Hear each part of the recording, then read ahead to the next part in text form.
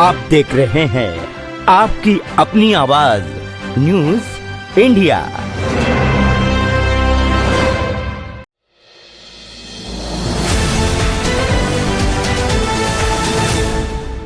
नागपुर पत्रकार संघ के अध्यक्ष श्री प्रदीप मैत्रा जी, नागपुर के और पूरे देश के वरिष्ठ पत्रकार, लोकमत समाचार के पूर्व संपादक और हम सबके अग्रज आदरणीय एस एन विनोद जी, त्रिपाठी जी, हमारे साथी मिश्रा जी और नागपुर प्रेस क्लब में आज यहाँ पर उपस्थित नागपुर के सभी पत्रकार साथी, मेरे दोस्तों, यह निश्चित तौर पर मेरे लिए बहुत ही सौभाग्य की बात है नागपुर के साथियों से एक बार फिर सामूहिक रूप से मिलना।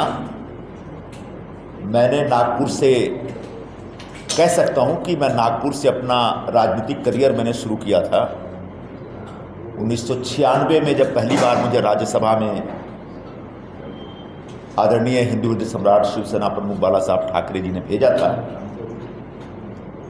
तो राज्यसभा में भेजने के 2-3 महीने के बाद ही उन्होंने मुझे नागपुर का प्रभारी बनाया और कहा कि नागपुर और रामटेक लोकसभा क्षेत्र में शिवसेना मतलब एक शिवसेना की बंजर जमीन है, उस बंजर जमीन पे तुमको वृक्ष उगाना है। तो मैं अपना राज्यसभा का पूरा फंड, लगभग 2 करोड़ रुपए का फंड था, वो लेकर के नागपुर आया और नागपुर के ग्रामीण क्षेत्रों में और शहर में दिन रात मेहनत करने के बाद 1999 एक ऐसा वक्त आता है जब पहली बार नागपुर जिले से शिवसेना का एक सांसद और शिवसेना का एक विधायक आमदार चुन करके जाता है। यह हमारे लिए उस समय एक बहुत बड़ी उपलब्धि थी। जब मैं आया था तब यहाँ पर सिर्फ 2 नगर सेवक थे, जिला परिषद में कोई भी नहीं था, लेकिन जिला परिषद में हमने दिन रात मेहनत करके लगभग 10 जिला परिषद सदस्य बनाए, कई सभापति बने। नगर सेवकों की भी चुनाव आते आते लगभग 6, 8, 10 की संख्या हमारी हो गई थी शहर में, और एमएलए एमपी तो आएंगे। अशोक खरात जैसे जो बाबा लोग हैं, इन बाबाओं से सबको सावधान रहना चाहिए। ये हमारे देश के ऊपर, समाज के ऊपर, पूरी मानवीयता के ऊपर बहुत बड़े कलंक हैं। और ऐसे बाबा बंद कमरे में पीछे क्या करते हैं इसकी जानकारी हमारे पास नहीं होती है, किसी व्यक्ति के पास नहीं होती। जब भंडा फूटता है तो पता चलता है। लेकिन ऐसे बाबाओं की लगातार कोशिश होती है कि वो पॉलिटिशियंस या थोड़े प्रभावशाली लोगों को अपने पास बुलाएं। वो अपने चेलों को भेजते हैं, अपने शिष्यों को भेजते हैं और ऐसे लोगों को लेके आते हैं और उनके नाम पर अपना पीआर करते हैं। इसका बहुत बड़ा उदाहरण आसाराम बापू है। आसाराम बापू के बड़े बड़े पॉलिटिशियन उनके फॉलोअर रहे, including our prime minister Narendra Modi ji. अब आसाराम बापू बलात्कारी निकला। अब क्या उसके बलात्कारी होने का समर्थन हम में से कोई कर सकता है? क्या मोदी जी कर सकते हैं? हम तो चाहते हैं कि भाई आध्यात्मिक व्यक्ति है, प्रवचन दे रहा है, उसको सुना जाए। वो कुछ एक पूजा पाठ कराना चाहता है, शिवलिंग का जलाभिषेक कराना चाहता है और उसके लिए बुलाते हैं। तो बहुत सारे पॉलिटिशियन इस तरह के बाबाओं के चक्कर में पड़ जाते हैं या फिर बाबाओं को सम्मान देते हुए चले जाते हैं। लेकिन बाद में जब पता चलता है कि इनकी इतने बड़े काले कारनामे हैं तो हम सावधान हो जाते हैं। तो अशोक खरात एक मतलब फेस वैल्यू के हिसाब से एक बाबा करके हमारे संपर्क में आए होंगे, लेकिन उसके पीछे जो हरकतें चल रही हैं उन हरकतों से हमारा कोई लेना देना नहीं है। एसआईटी बन गई है, उस खरात के खिलाफ सख्त से सख्त कार्रवाई होनी चाहिए। बल्कि पूरे महाराष्ट्र में जो हमारी खासकर माताओं बहनों का बयान सुनेंगे तो उनकी तरफ से जो एक स्वर में आवाज़ आ रही है वो यही आ रही है कि उसको सरेआम फांसी दो, क्योंकि वो व्यक्ति मानवीयता पर एकदम कलंक है, वो व्यक्ति पूरे समाज पे कलंक, और उसने हिंदू धर्म को बदनाम किया है, पूरे सनातन धर्म को बदनाम किया, और ऐसे लोगों के जिंदा रहने का कोई हक नहीं है।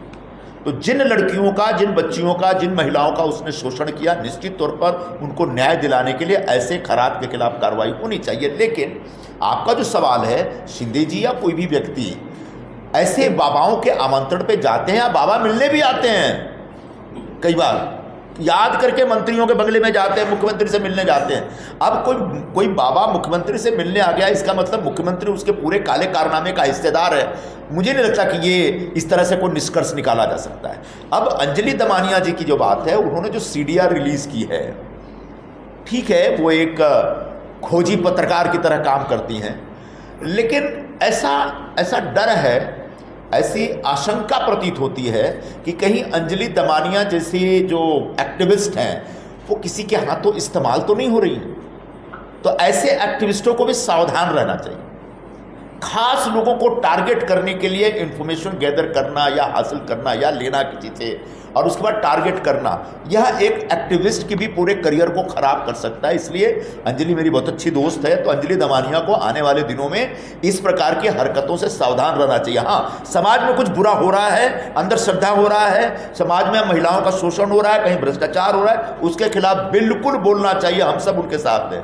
लेकिन भगवान के लिए वो किसी के हाथों इस्तेमाल ना हो, ऐसी हम अपेक्षा करेंगे। उनका जो डिमांड है उसको एंडोर्स संजय राउत ने भी किया है। अब संजय राउत कितने बाबा लोगों के चक्कर में हम बताएंगे आपको।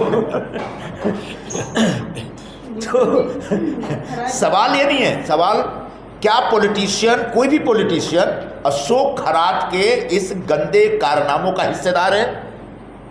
निश्चित तौर पर इसकी छानबीन होनी चाहिए।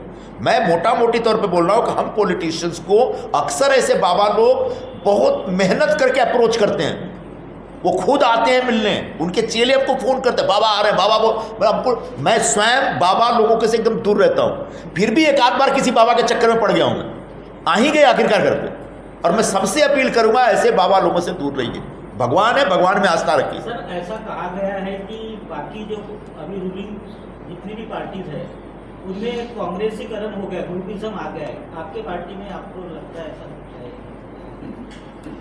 एक कांग्रेसीकरण नहीं होता, जैसे ज़्यादा नहीं ऐसा हुआ है, मतलब समझ लीजिए कि 2-3% ऐसी घटनाएं हैं। कई बार क्या होता है कि हम बीजेपी के साथ हमारा गठबंधन है और कई सीटें हम क्लेम करते हैं और हमको बीजेपी के साथ बैठ करके टेबल पे चर्चा होती है कि ठीक है ये सीट शिवसेना लड़े, कोई दिक्कत नहीं है। फिर उनके पास कोई अच्छे कार्यकर्ता हैं, हमारे पास जीतने लायक अच्छा कार्यकर्ता नहीं है, तब बीजेपी की तरफ से अगर कोई सजेशन आ जाता है और अच्छा कार्यकर्ता है तो उसको लेते हैं। तो हमने विधानसभा चुनाव में अंधेरी में लिया था, हम लोगों ने, बीजेपी का ही कार्यकर्ता था, वो जीते, वो विनिंग कैंडिडेट था, लेकिन सीट हमारे पास थी, तो हमने कहा ठीक है हम ले लेंगे उनको, और वो आज हमारे शिवसेना के विधायक आमदार हैं। तो ऐसे कुछ 2-3% घटना घटी है, लेकिन हमारी पार्टी का जो कैडर है उस कैडर को हम प्राथमिकता देते हैं। जहाँ कैडर में शामिल कोई व्यक्ति, सीट हमारे पास है लेकिन कोई अच्छा कैंडिडेट नहीं है, तो बीजेपी की तरफ से अगर कोई सजेशन आता है तो हम उसका एक मूल्यांकन करते हुए फैसला करते हैं पक्ष में। ये अंजलि दमानिया ने कहा है कि खराट ने 17 बार। आप देख रहे हैं आपकी अपनी आवाज न्यूज़ इंडिया।